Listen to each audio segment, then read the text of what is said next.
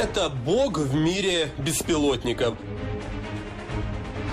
Немецкий дрон Luna NG. Это один из наиболее современных образцов дронов.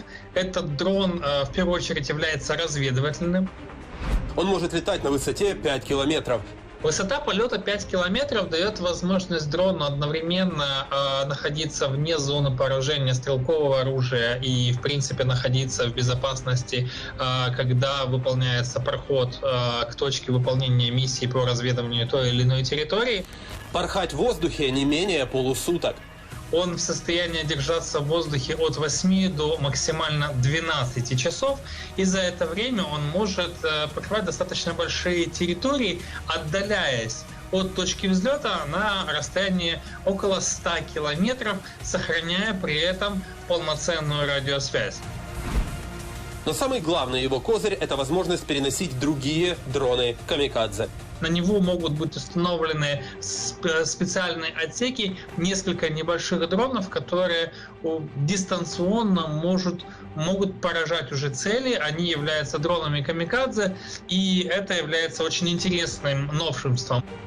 То есть дрон Luna NG – это универсальный солдат, который в одиночку исполняет множество функций. Эти дроны в таком формате, они создают наибольшие прорывные какие-то технологии на линии фронта, потому что они работают в тандеме с далекобойной артиллерией и системами реактивного залпового огня.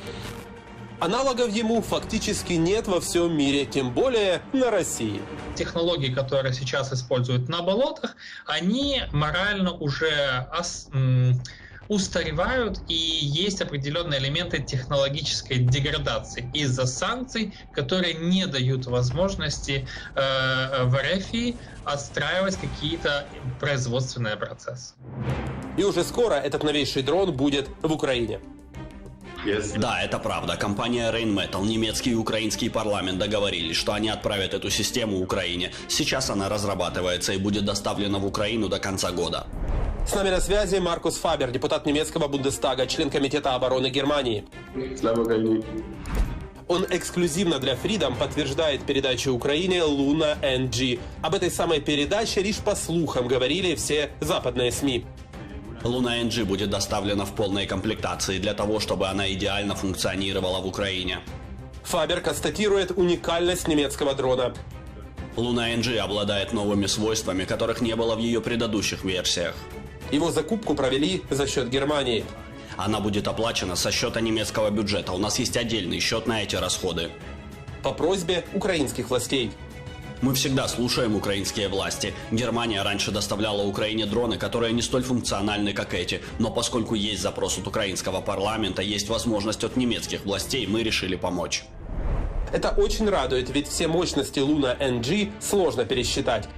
30 тысяч квадратных километров – это очень большой объем информации, и дроны, которые позволяют картировать либо проводить мониторинг такой территории, это оборудование, которое даже в мирное время может создавать карты городов за свой один вылет.